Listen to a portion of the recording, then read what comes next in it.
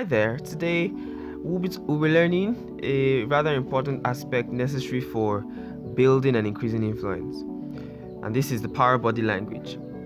Understanding and learning more on power body language will help us stand out and increase our non-verbal communication, which is a very or an often missing ingredient in our daily activities. Research has shown that 60% of our communication is non-verbal. That's a very high rate, and that includes our facial expression, body language, and voice tone. Usually, when we're planning to go on a meeting or a date, we're usually more concerned with what we are going to say and not really how we are going to say it. Now, to increase your influence, you have to learn to use 100% of your communication abilities. That includes your words and your body language. The study we're going to be learning today will not only show us how power body language can increase or can change other people's perception of us as well as their opinion, but it will also help us understand how it can change our perception of ourselves or the perception of ourselves. Researchers in Harvard Business School wanted to know if body language could affect other people's opinions of us, and the answer that they got was yes. To test this hypothesis, the researchers had two groups of participants conduct mock job interviews. That's a prototype. Now, one group just went in and gave their pitch basically, while the other group had to pose in power body language for 2 minutes before walking into the examination room. Had the interviewers rate the participants on overall performance, hireability, and speaker presence. That's like your passion in communication. The researchers hypothesized that the participants that did the power poses before the examination would just get a higher rating in speaker presence only.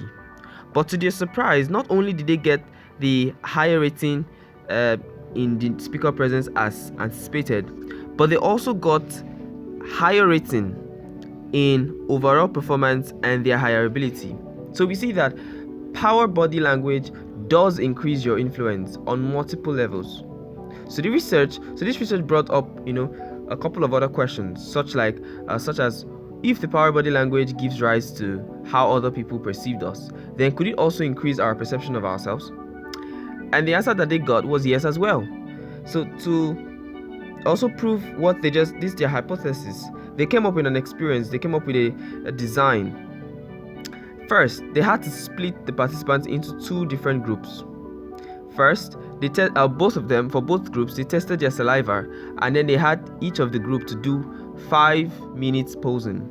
But for the first group, they had them to do the high power posing, while the second group had to do the low power posing, or you can call it the low confident posing. They had to remain in these positions for about 5 minutes. Then they were asked to go and gamble, after which they tested their saliva. The researchers wanted to know if the different poses would affect the way that they gambled, and if it would also affect their hormones. Before we get into the concluding details of the results of that test, let's get to know some things about the hormone, precisely the hormones that they were testing for. This is the cortisol hormone and the testosterone hormone. The cortisol hormone is the stress hormone. It is a hormone that we do not want pumping through our body during an interview. It decreases our immune system, it increases blood pressure, and it is bad for long-term memory. While the testosterone is the strength or power hormone, it improves endurance, sharpens our cognitive abilities, and it increases our muscle mass. It is the exact hormone that we want running through our body during an interview. So now that we understand these hormones, let's see what the results are. The high power posers took 86% more risks in the gamble, which means that just that 5 minutes of power posing made them to act different. Now, this is the chart that shows the testosterone changes before and after the gambling. It was observed that the high power posers had a significant increase in their testosterone levels, while the low power posers had a decrease in the testosterone levels. Now, the increase in this hormone got them thinking clearly, and it also boosts their confidence. This caused an increase in their hireability and overall performance, because this is what the interviewers actually wanted. While the cortisol level was an exact opposite. The high power posers had a decrease in their cortisol hormone, which is the stress hormone, while the low power posers had an increase in their stress levels. So while waiting for their interviews in separate poses, the low power posers felt more stressed, which then affected their performance during the interview. The whole point of these studies is to show us how that our body posture can not only enhance other people's perception of you, but it also helps you feel and act more influential. Now let me show you the application of these studies into our daily lives. These are the low power poses that the Harvard Business School had those participants do.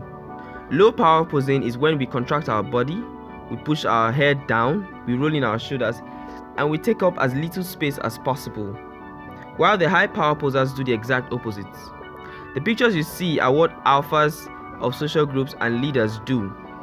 They are expansive, they take up space, they hold their heads up high, keep their arms loose, and roll their shoulders back, making their chest come out.